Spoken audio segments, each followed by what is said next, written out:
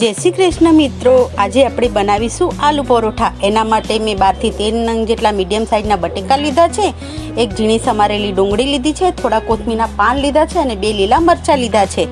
આપણી આલુ પરોઠા માટેની સામગ્રી તૈયાર છે। હવે આપણે એના માટેનો લોટ બાંધી લઈશું। એના માટે 250 ગ્રામ ઘઉંનો લોટ લીધો છે, 2 ચમચી તેલ નાખ્યું છે અને 1 ચમચી મીઠું નાખ્યું છે અને જરૂર પ્રમાણે પાણી નાખી અને તેનો લોટ બાંધી લઈશું। આપણો લોટ બંધાઈ ગયો છે। હવે આપણે આલુ પરોઠા માટેનો મસાલો તૈયાર કરી લઈશું।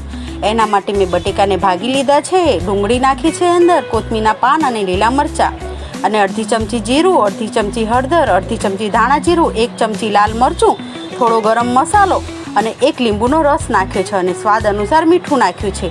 જો આપણો માવો તૈયાર છે। હવે આપણે પરોઠાને વણી લઈશું। આપણે હવે પરોઠા માટેની રોટલી વણી લઈશું।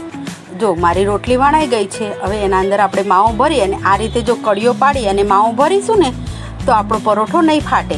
હવે આપણે એને શેકી લઈશું। જો પરોઠો શેકાઈ ગયો છે। હવે આને આપણે દહીં સાથે કે સોસ સાથે ખાઈએ તો ખાવાની ખૂબ જ મજા આવે છે।